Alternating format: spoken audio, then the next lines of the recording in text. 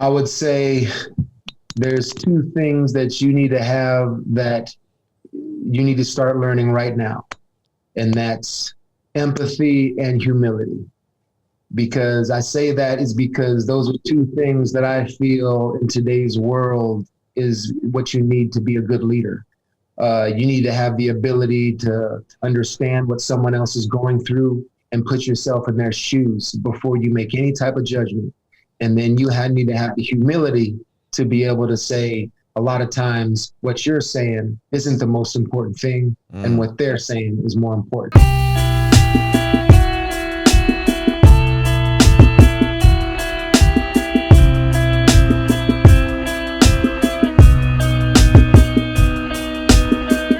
So today's guest is, man, I can't tell you how many great experiences I had with this dude at ESPN, and he's more than just a friend. He's family, man.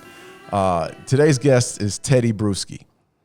And, you know, Tedy, we're going to get into your journey, man, but I want to give some of the highlights that I know about you. But there's so much more that I want to get into today. But Tedy played ball. I hate to say this, but he played ball at the University of Arizona. That's right. You see that helmet right there? You see that? Bear down, right? Yeah, bear down. Bear down. Is that what they say? Yeah. What was the name of that? What was the name of the defense, Tedy? Desert Swarm. Desert Swarm, man. And they were probably the best defense in the history of college football, known as one of the best defenses in the history of college football. But then he went on and got drafted by the New England Patriots and spent 13 years. I cut you off. He spent 13 years with the New England Patriots, went to 5 Super Bowls, won 3 of those. Yep. And I'm going to tell you, man, we're going to get into his story today, but I get emotional when I talk about Tedy because I know the man behind all the accolades, and he has a ton. I'm not doing him any justice by bringing him in because he has a ton of accolades, both on the field, off the field, the whole nine. Great family man, know his heart, but he's a man that has a journey. And Tedy, we want to talk about your journey and go back to when you were a child. Where were you raised? Can you give us your family dynamics? All right, yeah, man. Thanks for having me, bro. Like you said, me and you got to go back a long way at ESPN, over 10 years. So we got a lot of history. We've had a lot of time spent together off camera, talking about a lot of things other than football. But for me, started in San Francisco, California. I was born there, raised there, older brother, younger sister. Right before I was about to go to high school in San Francisco, California, I moved up to Roseville, which is like north of Sacramento. So Northern California is basically all my years through high school. And then, of course, from high school, then I went down to Tucson, Arizona to play for the University of Arizona, to play football. So West Coast guy mainly early on in my career. And then, of course, my migration pattern went Northern California, Arizona, out here to Massachusetts, where I've been since my rookie year in 1996. Well, tell us a little bit about the family itself, man, because I know your mother and your father. Tell us about that situation and how and what shaped you at that age, Tedy. Because when you were coming up, I mean, if you know Tedy Bruschi, you know he's hard-nosed. Mm-hmm. He studies hard. Everything. You have a discipline about you. Where did you get that discipline from when you were coming up?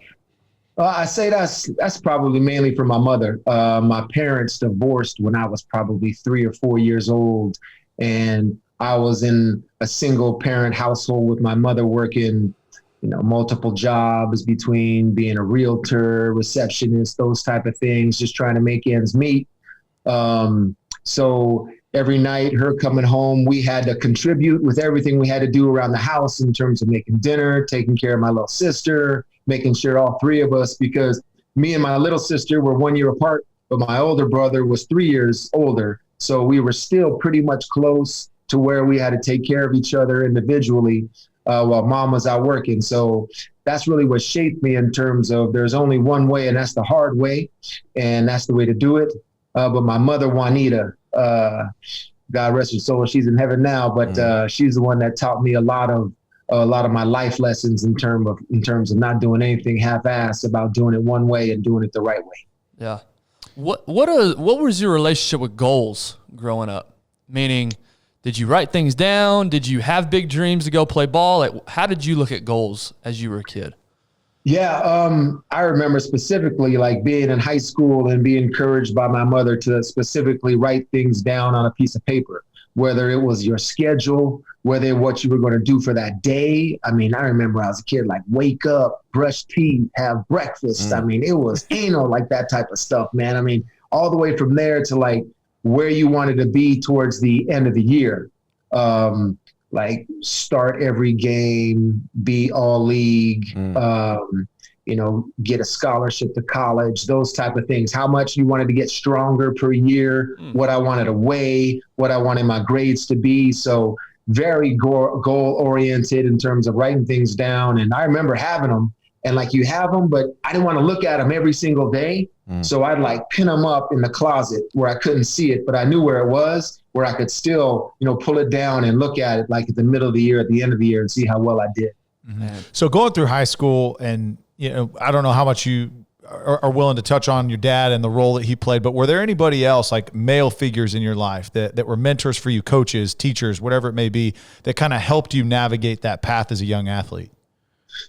What was unique for me was my stepfather. When my mother remarried, probably, when I was like closer to 10 years old, and his name was Ron Sandus, and he was with us for the rest of my life till he passed away just last year. Yeah. So he was the one that knew nothing about football, and so he couldn't really give me tips and techniques on weight training, all that stuff. He was a tennis player, but he knew how to just be supportive to me. And whether I needed to get a ride to the field to do some workouts, or when I was on the track and field team and throwing shot put or discus, where he would just take me and he would shag for me every single day. And he would just be supportive for me in that aspect. And that was a very big contrast to the way my father was, because my father was a former coach. My father was the teacher. My father was more old school Italian in terms of this is what it should be. This is what you should do. Like all through my high school career, my dad wanted me to play linebacker. And I was like, no, I played offensive guard and defensive tackle in high school. That's what I was doing so well at. It's what I was getting attention for. But he was like, no, you get to college, you got to play linebacker. I go to Arizona and I end up playing defensive end. All I did was play defensive end. He was always on me about playing linebacker. And we butted heads pretty much about what he wanted me to do and what I wanted to do. So I had my supportive stepfather, and then my dad, who was telling me everything he thought that should be done. So there was very stark contrast in terms of male sort of support figures. Lo and behold, when I got that draft call from Bill Parcells and he told me he was going to play linebacker. I was going to ask, your dad won out. Are you kidding me? Are you kidding me? And anybody else but Bill, too. It's like the old man was right. He's right. Like the way he was telling me. Oh, man. Hey, I get it, though, because I made the transition from playing offense in high school, and then I was a linebacker for a little bit, and then the thought of putting my hand on the ground in college, I was like, no way. One game. It took me one game to get hooked to be a DN, man, and that's what I did all through college. I wasn't as athletic or fast or remotely the athlete that you are. But anyways, I get that. And I was going to go back, being from the Roseville area. I'm from Fresno. I lived in Vacaville, so I'm familiar with SAC. And particularly I played with Lance Briggs. And I was going to say, okay, well, who is the best linebacker to come out of the Sacramento area? Now, I can't compare that because you weren't there in high school, but best athlete to come out of Sacramento. What would you say? Well, I think you can't really. I mean, still a linebacker. I just wasn't a linebacker. That's right. Yeah. I mean, Briggs, he went down to Arizona too. He's a great player. Yeah. But I always got this over him because I think he went to Elk Grove. Yeah, Elk Grove High School. That's right. And so when the century came around, they came out with the 100 best high school football player list. Yeah. from the Sacramento Bee, the local paper. Yeah. Briggs was on there, and I was on there, and we were both top 5, I think. But there was one that was number 1, and that was me. That's right. There was only one. Bring that paper up. Let's see. Well, and then you just throw this up too. Say, Right. oh wait, what do you? Oh, 0. Okay. Yeah. That's So awesome. I mean, I think one thing I want to ask you, man, I've always wanted to ask you, Tedy, where did the competitive spirit come from? Because there's not. There's something about you and I, especially you and I. Everything we did at ESPN was a competition. You used to kick my ass on those. What are those Friday? What are they called, Tedy? The Friday the tape offs. I used to hate those days. He used to beat me every damn week on the tape offs. But I mean, where did the competitive spirit come in from, man? Because in the league, you were kind of as a defensive end at U of A, you were undersized. In the league, you were undersized at the inside linebacker position. Where did that come from? That hunger come from? Honestly, it probably originated from being broke. I'm telling you. I mean, those days when I would be around that dinner table and my mom was crying about not being able to put food on the table for us, and having those conversations, and like just what it did to me was like make me have the determination to tell her one day I'm gonna take care of you, because everything looks like we're against us, but we're gonna still make it through. So it started all the way back to that single parent type of, not have my, questioning when the child support payments were coming, all of that stuff, how are we gonna pay our bills, all of that, to where when I got to high school and everybody telling me that I was too small and too short. When people get told certain things and you're in certain situations, I mean, there's a couple ways you can react. I mean, you can just fold. You can fold from it, or you can just get determined and get more sort of courage to overcoming your situation. And that's what it always was, because I mean, I thought I always had a chip on my shoulder regarding what people thought, and when I wasn't going to succeed and all that. So it started back then with my mom, and seeing the work that she was putting in, and then it sort of morphed into football, and then having that same mentality about just being that underdog. I think that's where it originated. Man, that's So good. what other areas did you have to focus, especially in college, start there, that you said, okay, hey, I'm an undersized DN. I've got to be better at X, Y, and Z than these other guys, whether it's, film study, being prepared that way, or, hey, I got to be better with my first step. I got to be better with my hands. What were those things that you're like, okay, hey, I've got to excel in these areas to make up maybe for my lack of, reach or speed or whatever it may be? Yeah, it was for me, football technique wise, it was how deceptive I could be in terms of pass rushing. See, all I did was rush the passer in college, so it was like, what do I have? I mean, I don't have the size, I don't have the outstanding, speed. I don't have the outstanding strength, so what do I have? But I had a combination of very good attributes in terms of explosiveness, burst, those type of things. So I figured out countering in terms of pass rushing, because they're bigger than me. So how deceptive can I be in making them think I was going to do one thing and then do the other? Yeah. So sell the edge rush, come back under with the spin, sell the speed, go to power, anything like that, and try to be the best salesman I possibly could as a pass rusher. Like if it's just leaning forward as a pass rusher and trying to make them think that I was trying to get the speed off the edge, first 2 steps, boom, back inside. So I guess both of my parents being having that realtor background, I was trying to sell them on everything that I possibly do, and then do the opposite. So that, and then just playing harder than everybody else, really. That's how simple I made it. I try to make everything pretty simple. Yeah. Effort, man, goes a long way. So I'm trying to figure out why football, though. You were obviously a competitor and you were drawn to the game, but, there's a lot of ways to make money. And if that was the driver to, put food on the table, why do you think you gravitated to football as opposed to, a subject in school that you could have taken off with? Yeah, I don't think I chose football. I think football chose me. Because growing up in San Francisco, all I did was play in the backyard. And it was like a little grass circular field where you wear your trashy clothes and then you just play tackle, with the neighborhood kids back then. And then I moved up to Roseville right before my freshman year. was 8th grade orientation. I got there the second semester of 8th grade, so right before high school. So I knew a couple guys going into high school. I went to high school freshman orientation, and I saw them over there to the right. It's like I could still see them, and they waved me over. And I sat by them and said, "What's up, fellas? What's up? All this, all that, blah, blah, blah." And down at their feet, they had cleats and a cooler. And I said, "What are those for?" And they said, "We're going to try out for the football team. You should come." And then I said, "Okay." And I went, and that was my first day of practice. I had a Via tennis shoes and like a Hanes t-shirt as a jersey. And I just went out there and started playing. So football sort of found me. My position found me too, because I didn't even know a position to play. Our coach brought us up and like gave us the pregame, pre-practice pep talk. Coach Hicks, Don Hicks was his name. And so he said, "All right, break up into your position." Boom. Everybody broke up into their positions. I was like, "Where you want me to go?"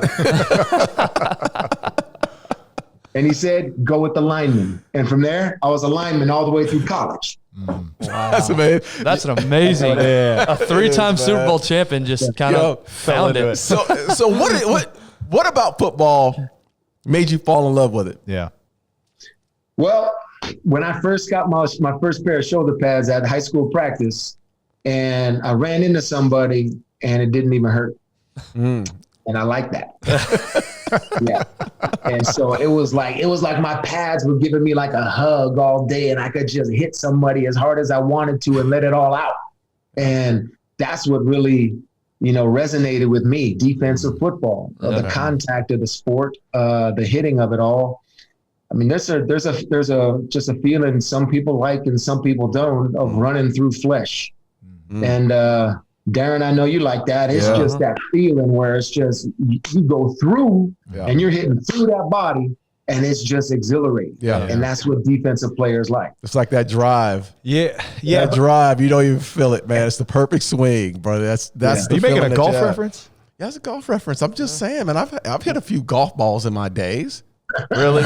Okay, too. But I think to expand on what Darren's saying, right, is football's hard, especially when you get into college. You gotta balance your schoolwork. You got to balance a really rigorous schedule with college football and the demands of that, and then the pressure of performance. Right? I mean, your school is watching you. Everything that you do, you're carrying the weight of the school on your shoulders, being a football program, financially, right, and emotionally, right. If you're, I mean, I guess Arizona basketball is probably a better program than. Yeah, I guess. That was a shot, but I apologize. I take it back to. But how important is it? How important was it for you, that passion for the game? How important? My question is, how important is passion to keep you excelling? Because there's a lot of guys I'm sure that you played with. You're like, dude, that dude is so talented, but he just didn't have it. He just didn't have whether that dog in him and that killer instinct, but he didn't have that passion. For you, how important is passion? And I want to relate this kind of to life in general, not just football, but for you in football, how much further did passion take you than others that didn't have it? Yeah, I guess that really is, I mean, the passion, the love you have for something that you do. And you mentioned, Tyler, a lot of like extra things like, the money and the university and all of this stuff. But then if you just like siphon it all down to a point like this, it all comes in down. You got to focus it all the way down this way in terms of like the only thing that matters at that particular moment. Like during a game, I mean, the only thing that matters is what I'm going to do on this play. So these fans, I mean, this multi-million-dollar stadium, all of this stuff, it doesn't concern you at that point. If you can like compartmentalize like that, which is very hard to do, especially now with kids with social media, because it's just so easy for everyone to get to you through your phone. As hard as that is, to just focus on what matters and what doesn't. I think that's what I always had a good grasp of.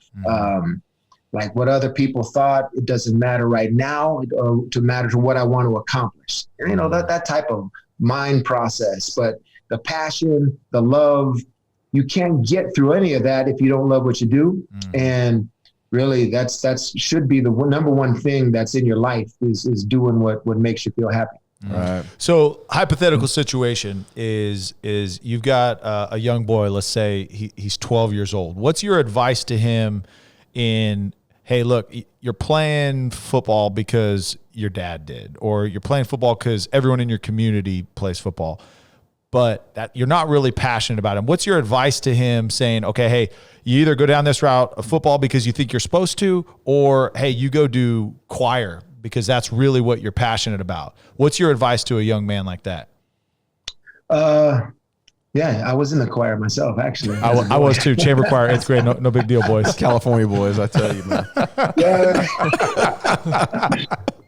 Okay. I would say first, just make your decision on what it is you love. We talk about passion and love. Okay. So let's just say, if it's music or it's sports, whatever it may be, make a choice. I mean, which one is it? Well, can I have both? Yeah, you can have both too.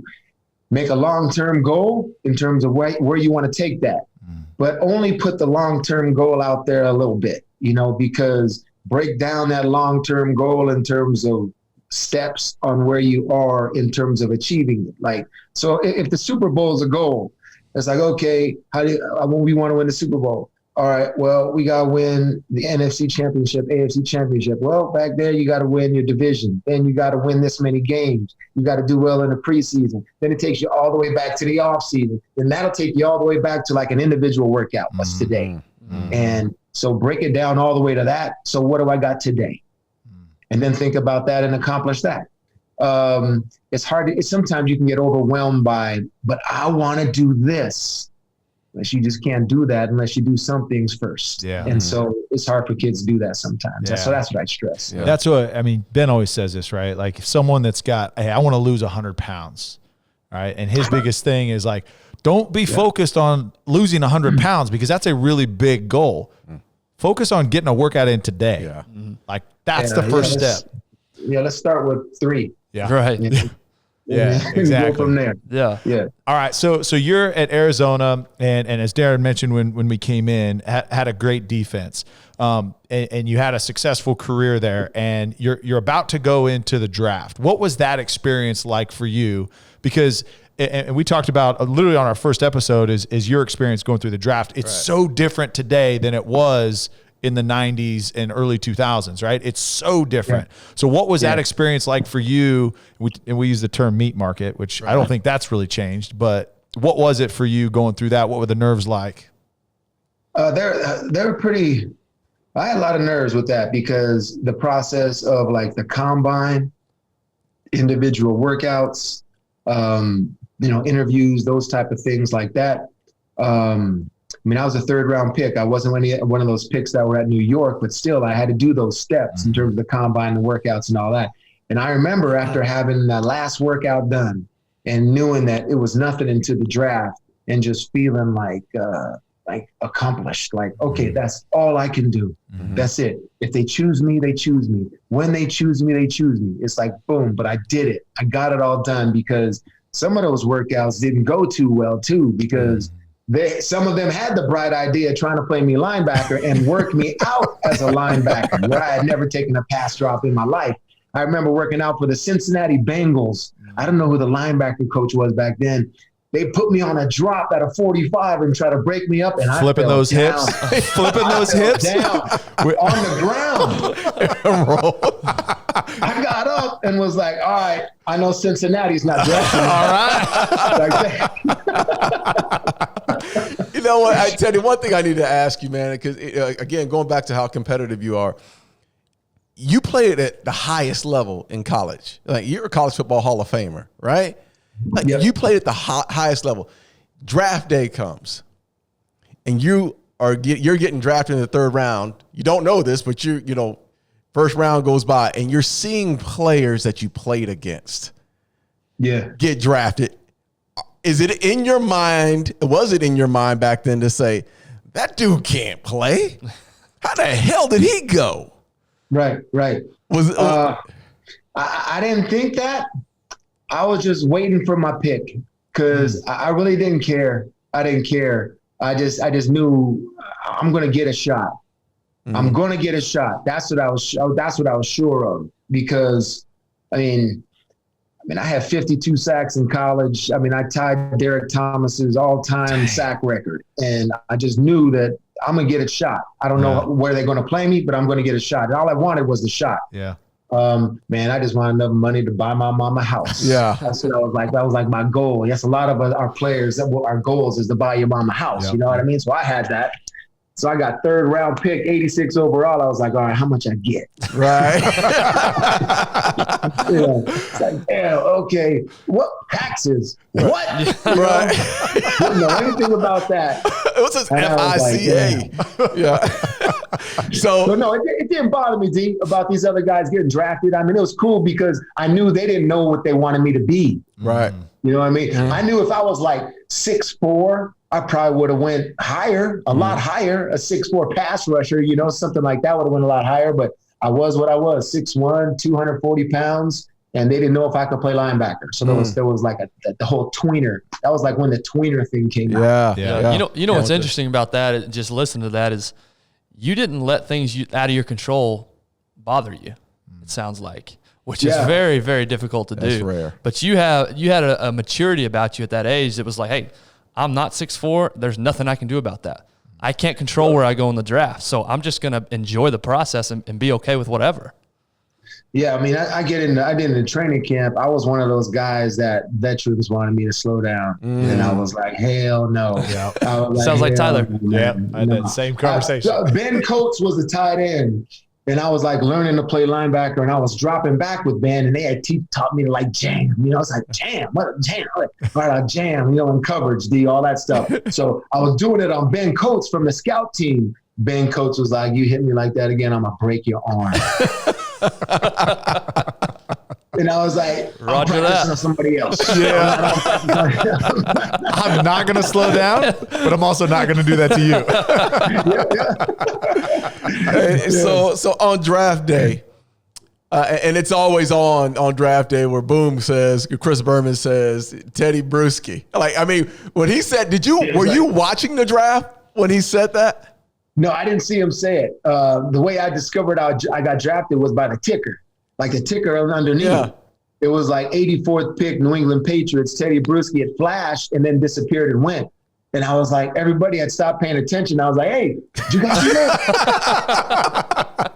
I think I just got drafted by the Patriots. They're like, what? And then the phone rang. And it was Bill Parcells. So, hey, give me his voice. Yeah, what was give that me call his voice, man? It was like 10 seconds, D. He was like, Tedy, Bill Parcells. We're going to play at inside linebacker and special teams.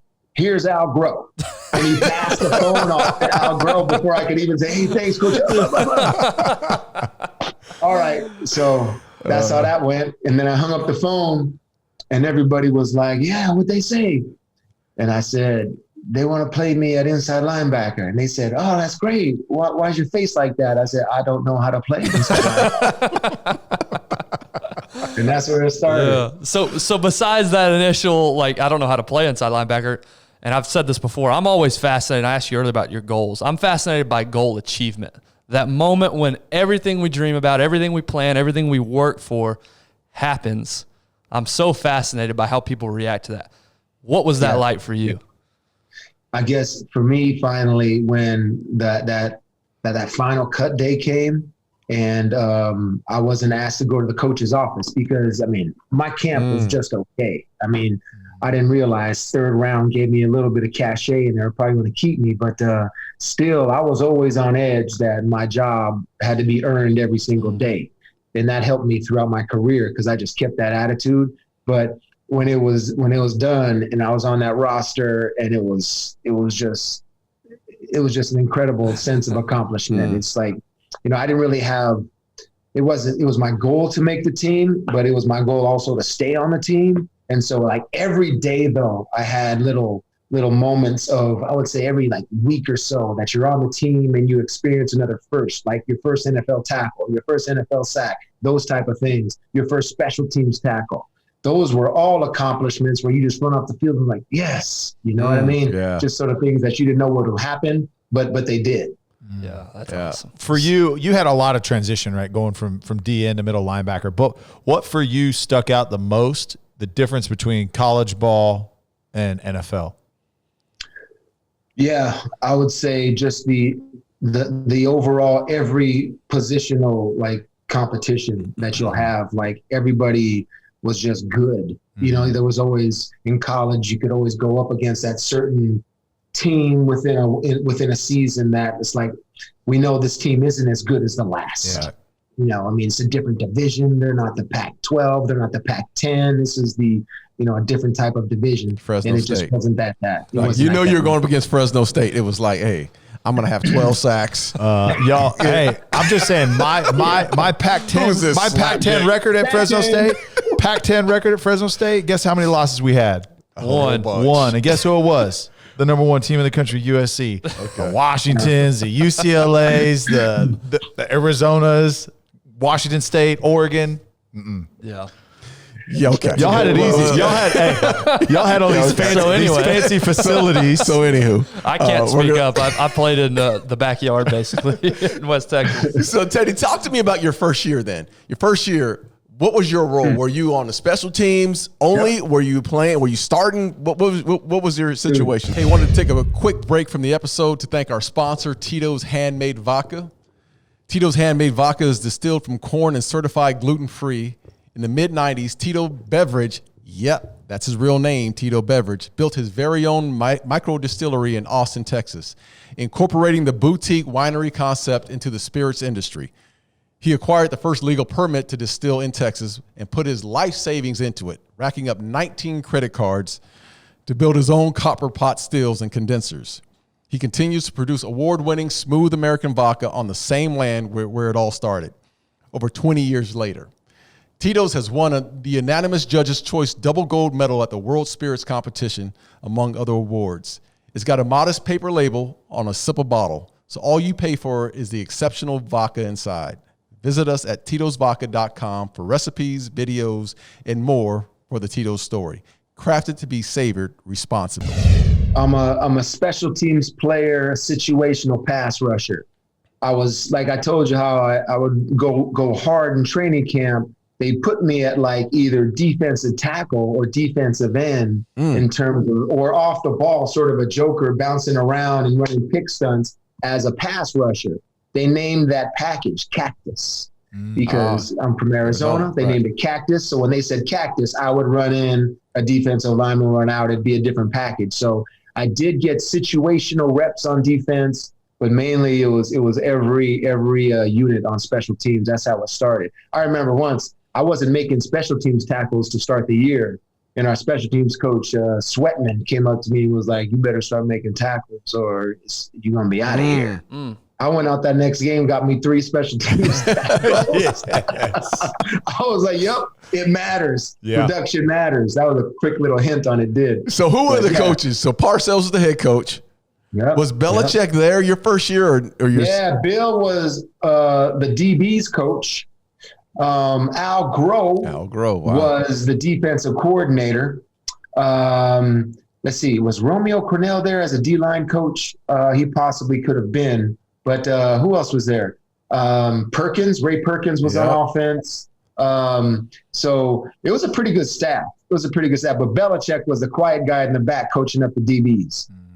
Quiet guy in the back coaching up the DBs. He was right off that Cleveland debacle. That's all I knew about Bill. I looked back and saw him in the meeting once when he was cursing out the DBs for not doing something on a screen pass, and I was like, that's that Cleveland guy.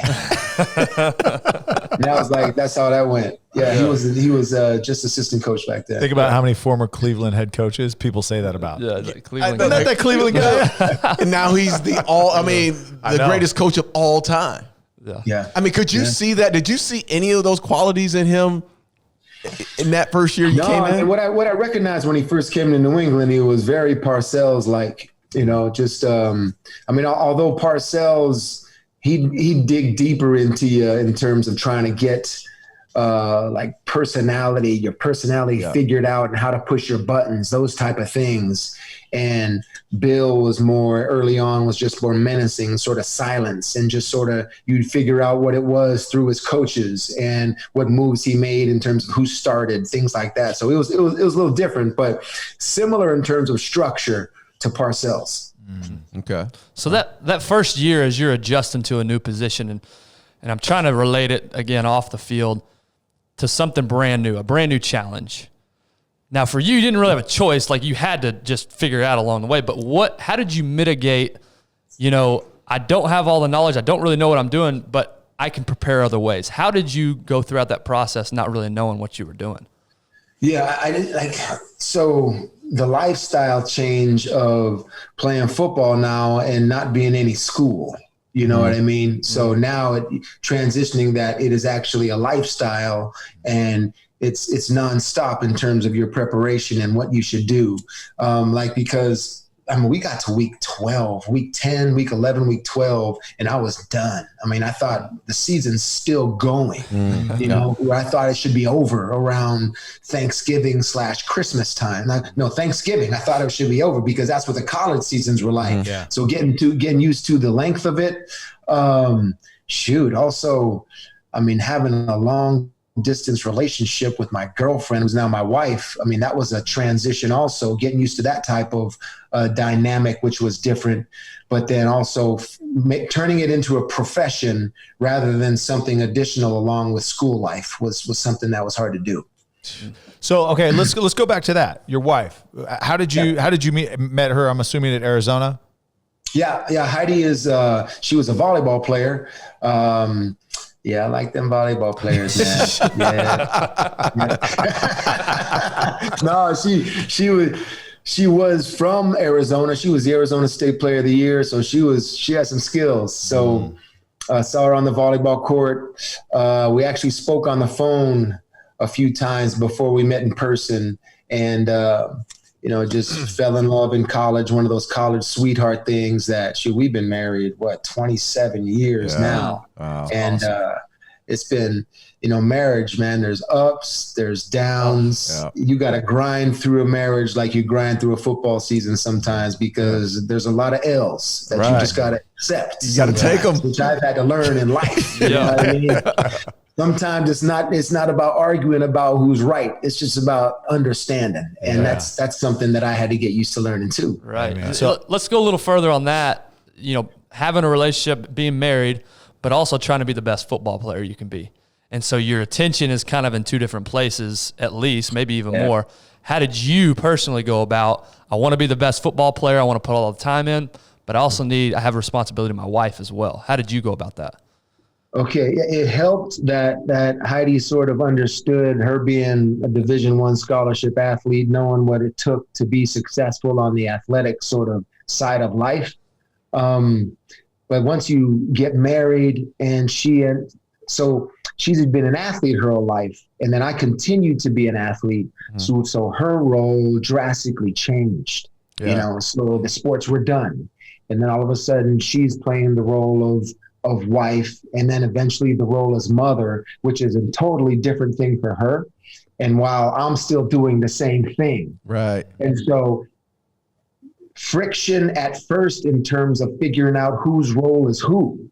It's like, no, well, let me do this, but no, why don't you do that? It takes a little bit of time to just communicate these things out. And it took us a little time for that. So we get into having kids and figuring things out, and you really just figure it out on the fly. But hopefully, you end up having that good communication. Developing better communication was something I really had to get better at, because it's easy to just come home and be grumpy and I don't want to talk about it, just leave me alone. And I pulled that a lot of times too. But to have really a nurturing relationship is really a two-way street. And then hearing her side of the story was something that I really had to learn to do. It was something that I had problems with at first, but right now, in terms of, you put in the time over 27 years, hopefully you get it right. Yeah. And we're good now, you know what I mean? Through the ups and the downs. And really, it's never been better than it's been right now, guys, which is great. So when did you all have your first kid?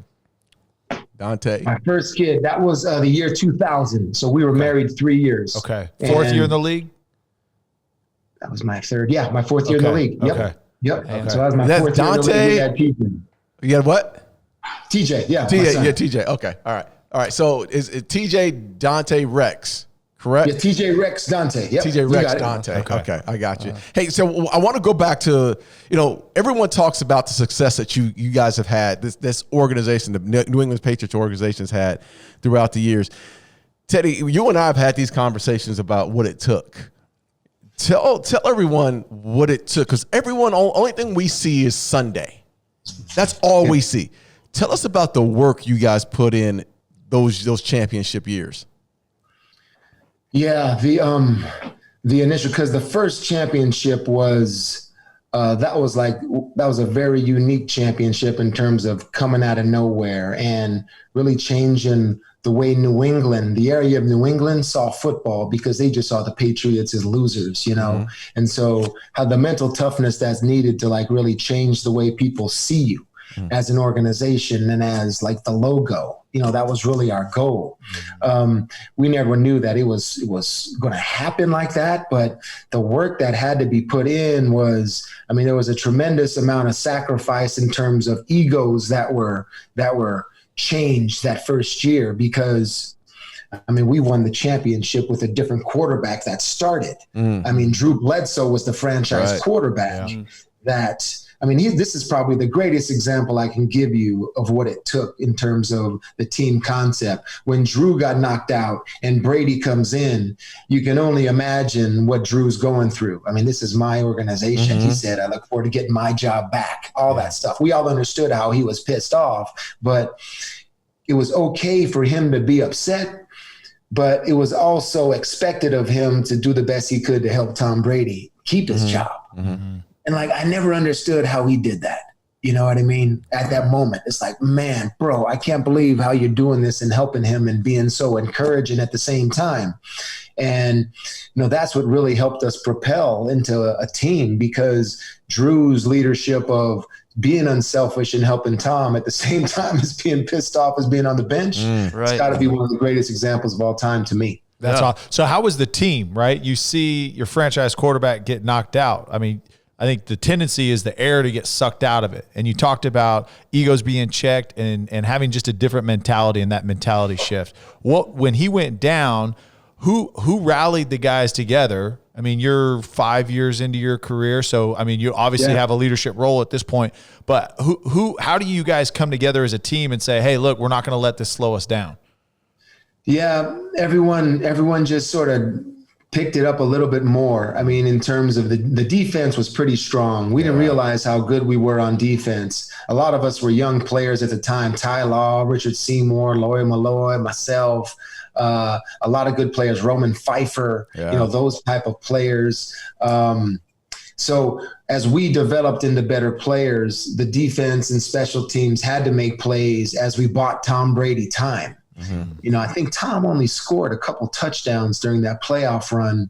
He ran for one against the Raiders in the snow, and he threw one to Patton in the Super Bowl against the Rams. Besides that, it was all other field goals, defensive touchdowns, and special teams touchdowns. That's amazing. Wow. It's just I think about that, and it was just 2 special teams touchdowns in the AFC Championship game.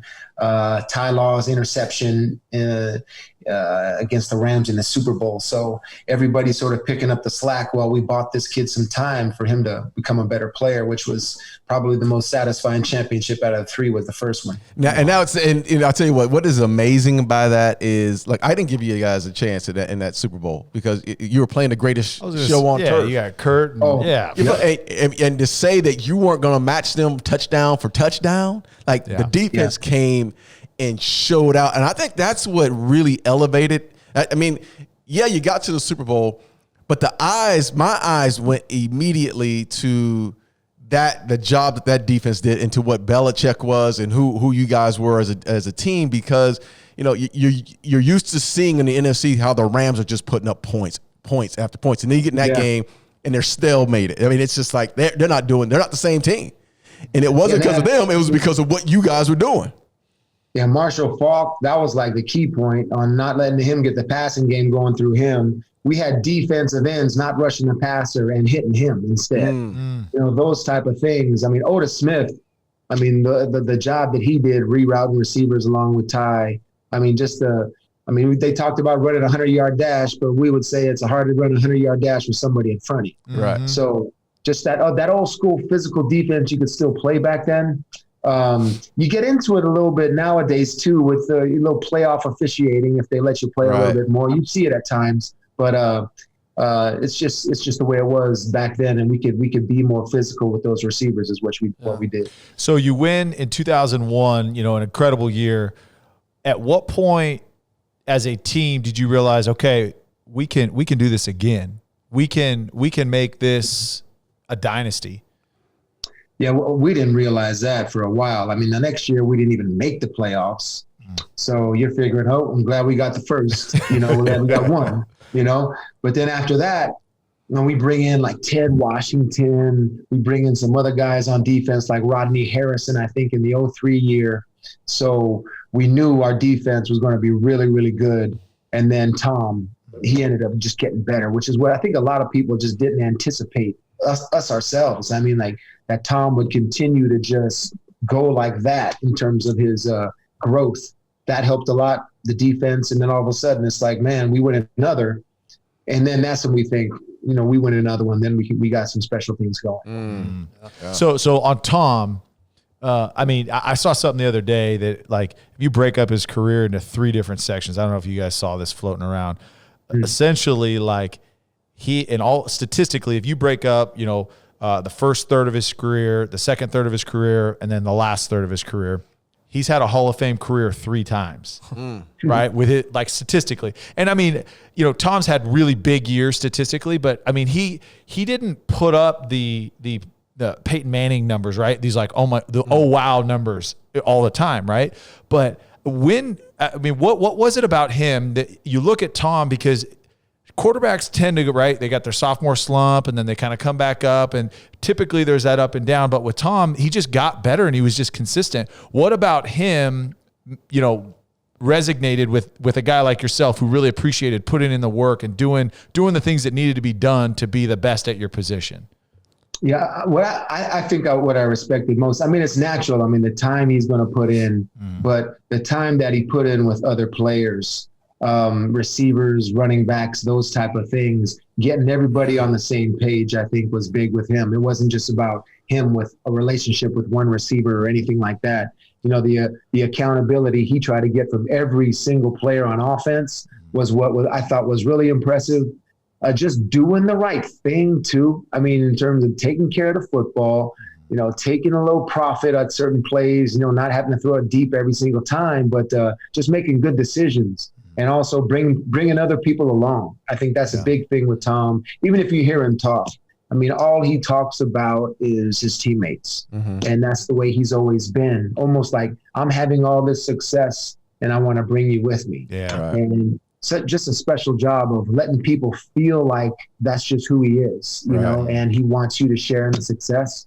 I mean, and then you get some people feeling like that, and then they want to work even harder for you. Right. And I think that's part of the magic right there. Yeah. Well, Teddy, talk us through the feelings. You've been to the pinnacle and you win the Super Bowl, but you've also been on the opposite side, in which you've played 18 games or whatnot, and then you get there and you were expected to win the Super Bowl as well. Talk us through that loss at that moment. What was that feeling like? Yeah, man, I'm glad that's not my only experience, you know, because the fact that I was able to still fall back on, you know, winning multiple Super Bowls, it really put it all in perspective for me really, really quickly, that, you know, that certain seasons just aren't meant to be. And why I feel that way is because, I mean, I've won and lost in every round of the playoffs, wild card, divisional, championship, Super Bowl, won and lost in every round. I know what it feels like. So, and I know what happens when there's a feeling that happens when it's like, this doesn't feel right. You know what I mean? Asante Samuel drops an interception, Tyree off the head. I mean, those type of things. And it's like, I can accept that the Giants were just better than us that day. And, you know, having lost and having won and doing both it helps me accept that. Was it the most devastating loss ever? Is that the one that you wanted? I mean, it was the Super Bowl of all Super Bowls. Right. I wanted it more than anything. And I go over I ask myself the question a lot of times, would I give up the 3 just for that one? just for the one for 19-0 and give up the other 3 wins. And I wouldn't. Right. I just wouldn't because of what those 3 mean also. But the perfect record without a blemish is special. And the Dolphins rub it in your face every single year. And I get irritated every single year. I hear about popping champagne and all that stuff. Yeah.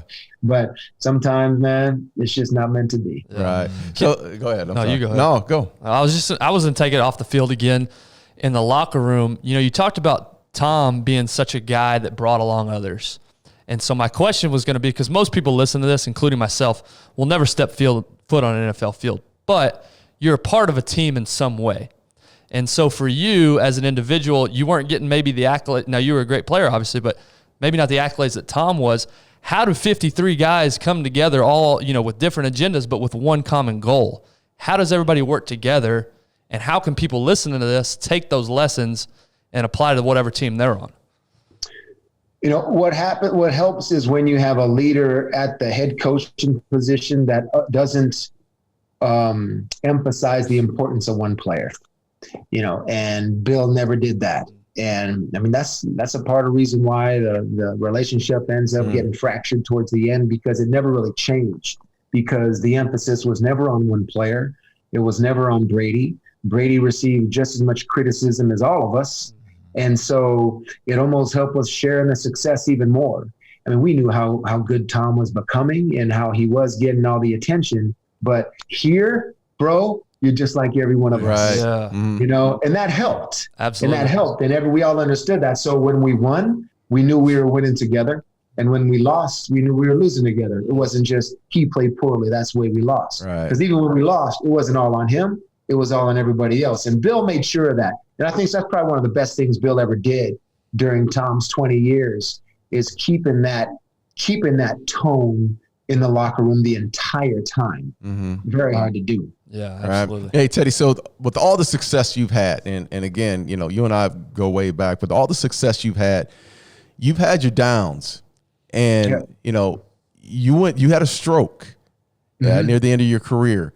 What year was that first? And tell us what was going through your mind through that process. Yeah, that was 2005.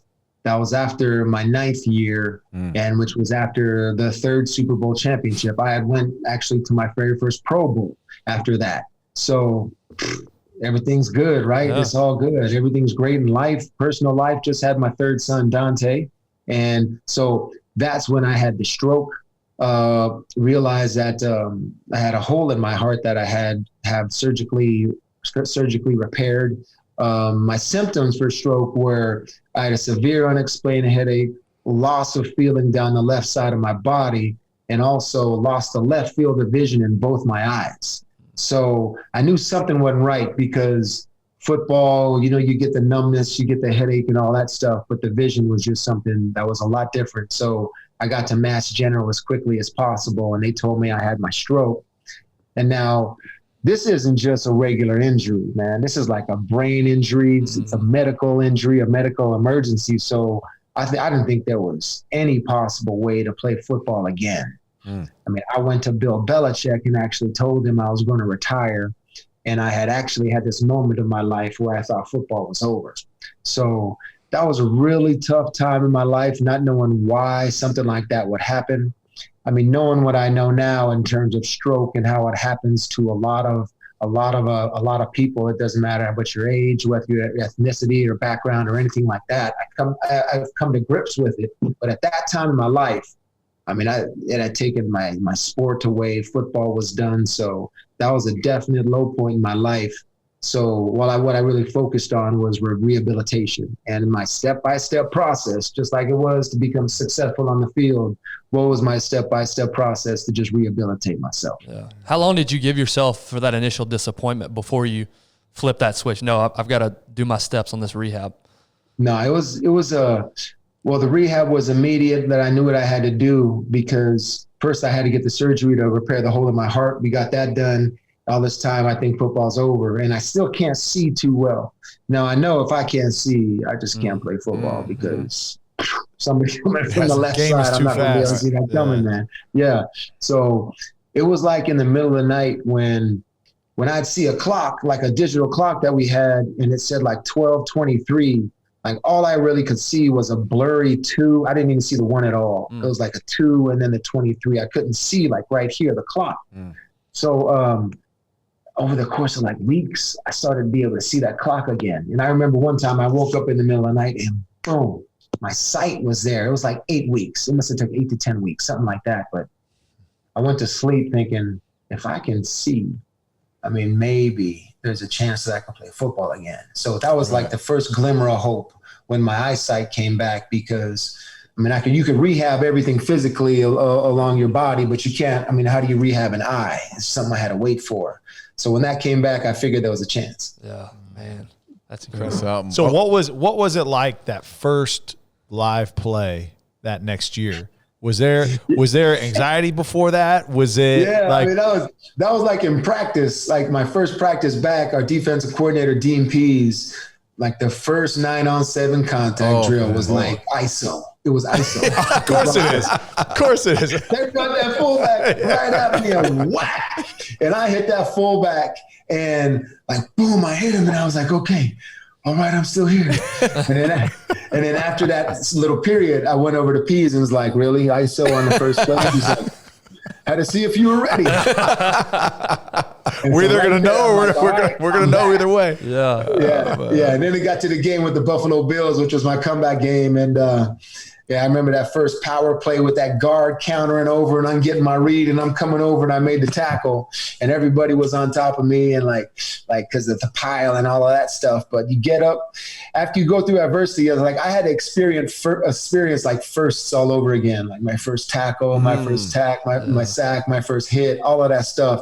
It's almost like I just wanted to fill up the stat sheet with like 1 in each column to say that I did it again as a stroke survivor. Yeah. And that was something when I really started to pay attention. Well, I haven't done this yet. I still got to get my interception. So stuff like that. Yeah, that's awesome. So you move on, man. So you end up retiring after 13 years, and what a great career, man. And then you go into TV, and that's when I meet you on TV, and I can tell you the first time we're on set, I said something to you. I don't know what it was, but he came back real quick. It was like one of those real quick, like, bam. And I was like, shit.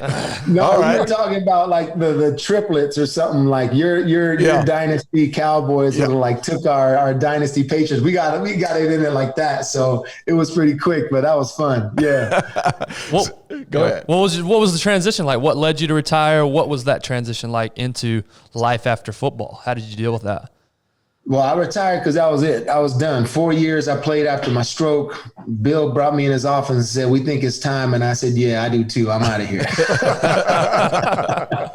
No, I tried to talk him out of it for a little bit, but no, he wasn't having it. But still, so I retire. I get out of there and shoot, I'm ready to just, all right, what do we got now? I mean, where are we going to live? I was talking to Heidi. We were talking to Heidi about that and the family. And then ESPN called and they asked if I wanted a 3-year contract, come be an analyst on NFL Live. And I was like, where is it? It's Bristol, Connecticut. It's like a 2-hour drive. I was like, okay, I can do that. So boom, busted in the car down to Bristol, Connecticut on that very first Thursday show of the opener of the season, Tennessee Titans versus the Pittsburgh Steelers. Memories. And it was me, Darren, and Trey Wingo. And I was like, all right, fellas, what do we got? And they were like, yeah, you see that red light? Just look at that red light. Let's just talk about football. And I could do this. 12 years later, Dude, I can do this. Wow. And I'm telling you, I've never seen anybody work as hard, man. I mean, in every phase and just know the game and have a passion, like a true passion for the game. I remember when I was leaving, I had a talk with Seth Markman, who was the executive producer. And he said, well, why are you leaving? And I said, man, have you seen Tedy's passion? And he's like, hell yeah, we see it every day. I said, that's not my passion. I couldn't catch up, man. I couldn't keep up. And it speaks to who you are, Tedy. I mean, how involved you were every single day. Football has played a major part of your life. And you do a hell of a job. I just wish on Sunday they let you get up on the board and talk football, and just teach football, man. I mean, that's one of the things I always tell people. Just let him get up on the board and teach you what the game's all about. Yeah, it's fun. I love doing it, man. My passion's still there from like when I was in high school. I mean, I love it that much. And now it's just, I love talking about it rather than playing it. And I mean, you being there for that 10 years for me helped me out a lot. I mean, I could tell your passion. I mean, you got passion. It just shifted. Yeah. It shifted to another form where you want to go conquer somewhere else. And you're doing that now. So that's what passion can do sometimes. I mean, it never leaves you, but it can redirect you. Yeah, Sure. True. You know? So I understand that totally. All right. So now, 3 kids. Heidi, Yep. your wife right now. What's next in your life, man? What's the future look like for Tedy Bruschi? I'd say the future is I'm still very active with Tedy's team, which is my foundation. We raise awareness for stroke and heart disease. We participate in the Boston Marathon, the Falmouth Road Race. There are a couple of New England races, and we get about 50 runners per year to really run for our team and run for our cause. And we use the funds raised to raise awareness for funds and for awareness and research for stroke and heart disease. So that's always going to be in my life. ESPN is still a big part of my life. Sunday Countdown. I mean, starting on NFL Live with you, and then now they asked me to do the Sunday show, which is great. Love doing that with Randy Moss, Matthew Hasselback, Rex Ryan, Sam Ponder. It's a great team that we've had for the last couple years. With COVID, we've had to be in New York this year, and that we finished that out strong. Everybody stayed healthy, thank goodness. We got one more show in Tampa for the Super Bowl, and after that, one more year at ESPN, as it turns out right now in terms of contract wise. And like I said, I don't look too far down. Right now, I'm just looking at where I am right now.